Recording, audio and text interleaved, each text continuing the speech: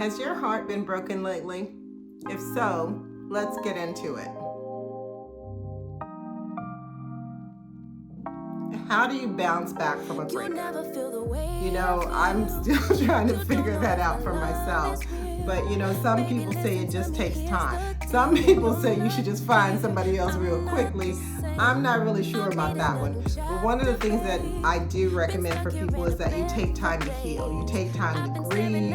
And I really do believe that, breakup, requires grieving. It's okay to grieve, right? If you think about the word breakup, it's like you're breaking something up. You're pulling it apart. So you've had this relationship with this person and now you have it no longer. And sometimes, let me just be honest with you guys, because the breakup may have been coming for a long time, but sometimes it happens suddenly and it's like, okay, one day you're together and the next day you're not. So that's a big change for people. So I would say when you need time, take that time. And the other thing too is that, we always want to try to be so strong, especially in front of our friends and family, but I don't think it's necessary. I think it's okay for us to say, I'm having a hard time, I'm grieving right now. I just need a minute, some time, in the house so that I can think about what I want to do, so I can make sure my heart is good, I'm feeling better, I'm thinking straight, my mind is right, all the things, right, that you need to do.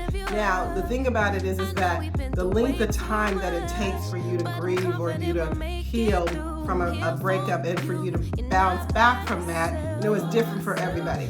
Like for me, I went through a really bad breakup a couple of years ago, and I was angry at first, and then I was sad, and then I was like, okay, Daphney, you need to get yourself together. What are you gonna do?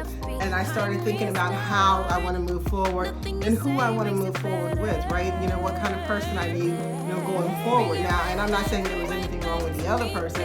I'm just saying that after the breakup, I did do some self-assessing to say, what else do I need in a person, right? Who else, could I be with that would, fulfill what I'm looking for in a person and a partner, right? And so I think it's really smart to do those kind of things. And like I said, there's really no time that says, okay, I'm healed now, I've grieved enough, only you know what that means for you, right? But let me just say this though. Don't let your friends try to talk you into going out there too soon when you're not ready. And you can do all that stuff anyway. If you want to go do a little hit and quit, do a little hit and quit. Don't try to make a hit and quit into a long term unless that's really what you want to do. So I would say, you can have fun while you're still going through the healing process if that's what you want to do, if that's who you are, right? But otherwise, take time, get yourself back to a better place, and then really, really think about what it is you and who it is you want going forward. I just want to say this, that it's okay to be unhappy about the breakup. It's okay to, be a little bit miserable. We just don't want to stay there. We don't want to live there forever.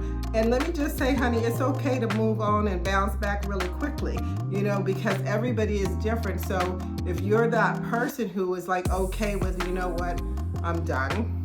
I'm done. And so now I'm going to move on and find Mr. Right or whomever, that is for you, right? And do that. Do what makes sense for you, right? So, because I don't know that there's an easy way to bounce back from a breakup, but what I do know, let me just tell y'all, is that when it's over, honey, just let it be over.